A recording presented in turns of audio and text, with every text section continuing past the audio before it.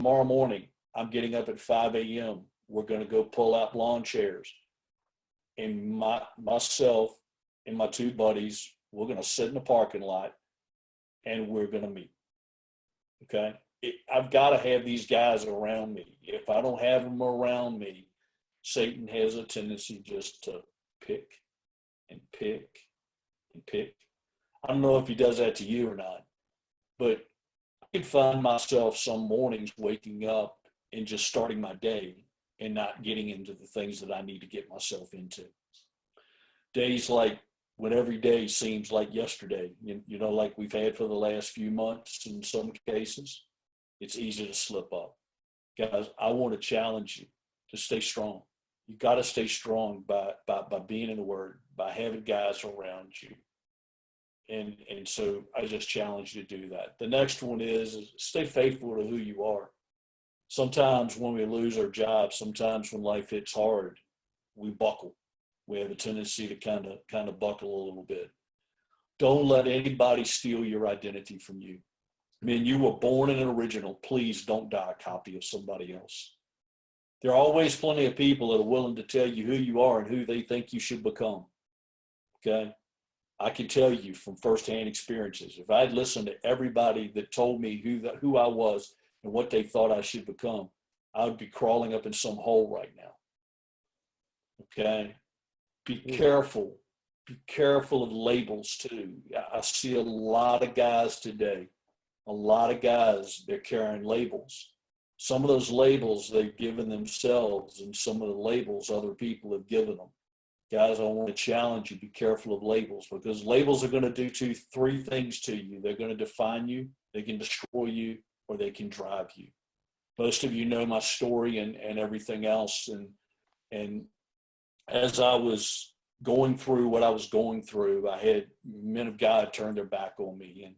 And I thought at that time that I was being rejected, and come to find out I was only being redirected. Where in your life is God trying to redirect you? Where in your life is God saying, get out of this box and become who I have created you to be? Sometimes we have to just stay faithful. We have to understand that we are God's workmanship. It doesn't matter where we've been, what we've done, or anything else. It only matters where we're headed and what we're going to do with what we've been through. The third thing that I see here is we need to stay focused on what's in front of us and not what's behind us. Isaiah 43:18 says, forget what happened. I love it. It's in the message. I'm going to give you the message side, but it says, forget what happened. Don't keep going over old history. Be alert, be present, because I'm doing a new thing. Guys, in this time that we're going through, I have seen some of the most amazing things come out of it. There's a guy that I know that has decided to write a book. There's a guy that I know that's decided to start a ministry.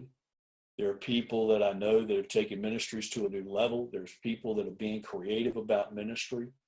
I was just telling Mike, I'll be honest with you, I love Zoom. Zoom has become such a monster tool. And what we're seeing is what I'm seeing, it's really reaching the guy that won't come to a men's group at church, but he'll pop on here at 6:58, and at 8:31, he's putting his kids to bed. I mean, people are just being creative. But I want you to know, as long as the past lives in the present, it's going to rob you of your future. I told Mike this statement. This is something that I just ran across. It says, sometimes God will take your deepest pain and give it your greatest calling. He will take your greatest, deepest pain and give it your greatest calling. Men, when you can give your pain a purpose, God runs with it. God runs with it. God will take it and God will move it and God will grow. Sometimes we have to stop looking at what we've been through, and we need to ask God, how can you use what I've been through to help impact the lives of other people? Guys, your greatest ministry will become out of your past. And I love this statement. I love it. It says you can't start a new chapter in your life while you're still rereading the last one. Are you still reading the last chapter in your life? Are you still reading what happened to you? Are you just keep rereading it and rereading it? Guys, look through the Bible at who God uses. God took broken people, broken men, men that nobody else would ever have chosen, and he did some of the most amazing things with them. Guys, if God can take somebody like me and do what he's doing with me, think about what he could do with you. And number 4 is stop focusing on things that really don't matter. Where's your focus? That nudge that God's been trying to nudge you to do, to get done, that book you know you should have written, that ministry you should have started, that next step in your life you should have taken. Where's your focus? How are you doing? How are you doing in areas of where you know that you need to get stronger at? We've had an opportunity during this time is to take your relationship with God and take it to a whole new level, because you can't go anywhere and you can't do anything. You know? And we've had a tremendous opportunity to do this. But here's the problem of focusing on what really matters is you need to eliminate distractions. What's distracting you? What's coming into your life that's distracting you from the things that you need to focus on? During this time, it's been amazing because we've had an opportunity to spend more time with my family, I told Mike before y'all got on, I don't miss traveling. I was scheduled for 24 weekends this year to be on the road. I don't miss it.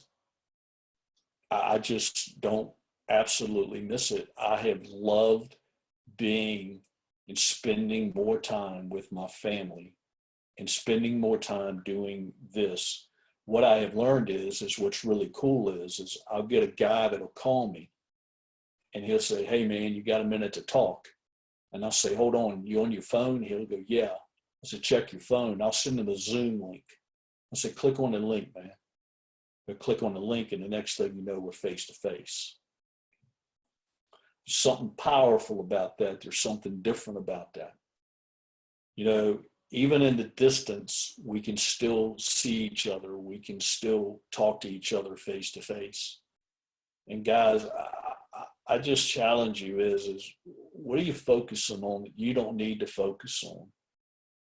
What do you need to get focused on that you need to get focused on? Where is God nudging you? Where is God pushing you? Where is God saying, hey, I've been trying to get your attention here. I've been trying to get your attention to go over there.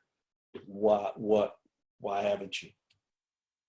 And then the last one is simply stay focused on the finish.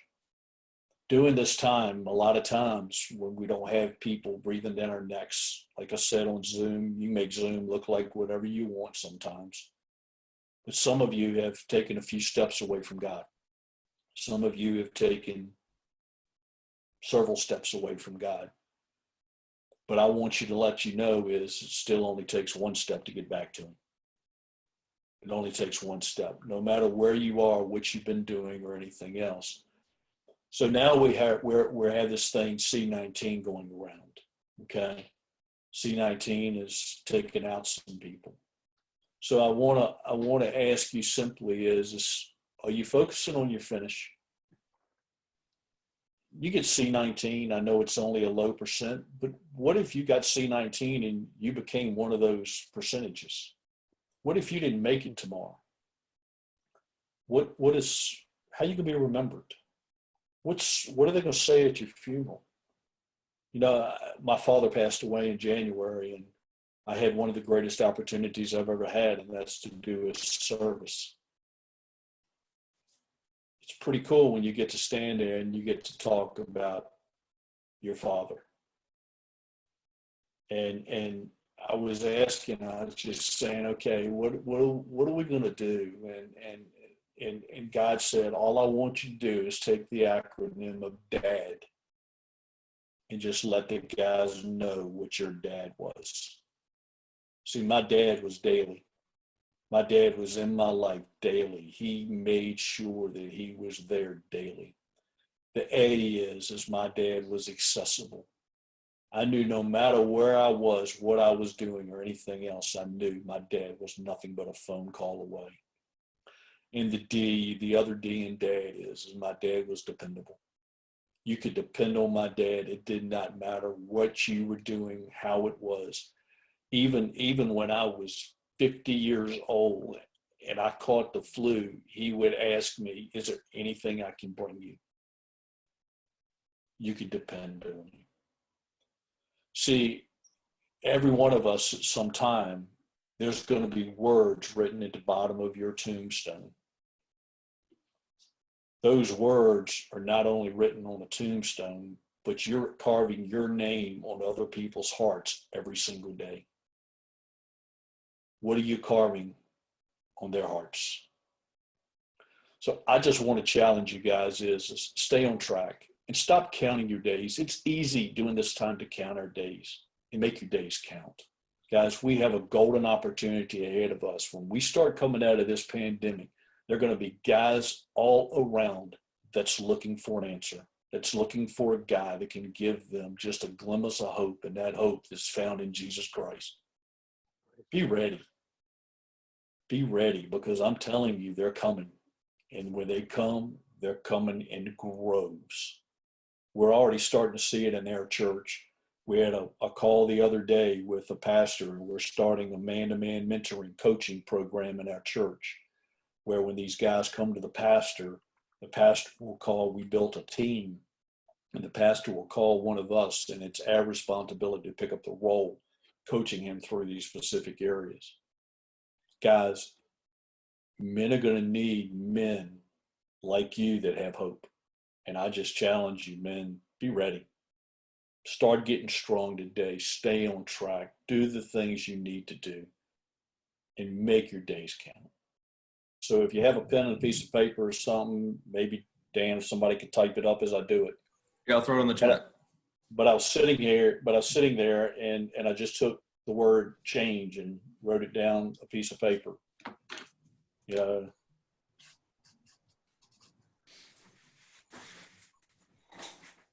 And this is an area where God's really been working with me at is just taking words. And I've been working on this thing called the napkin method of discipleship, the napkin method of coaching men. And one of the things that I am learning, and I have learned through all of this is there are a lot of guys today that want to talk. They don't really want you to fix them. They want you to hear them. Okay. So I've really been sitting down, and when I meet with a guy, I'll take a napkin and I'll take a permanent marker, a Sharpie, and I'll write a word down and I'll go through it. And that's what I'm going to do here with you. So I gave this to them the other night. Simply change. The C. Change is a choice. Just simply as a choice. What do you want to change? Do you want to change? It's a choice. And the sad part is too many guys, they want to talk about change and not change. You know, it's like commitment. You know, guys are willing to commit to not to commit to anything. So change is a choice. The H is to change, you need help. You need somebody that's gonna hold you accountable, somebody that's gonna walk through life with you doing this change, because not all change is easy. The A is adjustments. What adjustments do you need to make in your life? Do you need to make them daily? Do you need to make them weekly? Do you need monthly, yearly, whatever? But what adjustments do you need to make that's going to help you make this change that you need to make? The N is never stop. Sometimes change is hard, guys. Change hurts. I'm telling you, when you need to really change something in your life, change hurts. The G, you got to grow every day. You got to grow every day. You see this pencil point right there? See that pencil point, the pinpoint right there? See, as long as you move that much closer to God every day, you'll never take a step back in your life at all. right there. Just that much. That's it. Just that little bit. You got to grow every day. And the E is doing your change, be an example to others. Because I guarantee you, if somebody asked every single one of you on this Zoom screen is what do you need to change in your life? Every one of you could think of one thing you need to change. And sometimes you changing that one thing becomes a catalyst to so many other people, and you don't even see it coming. So, change.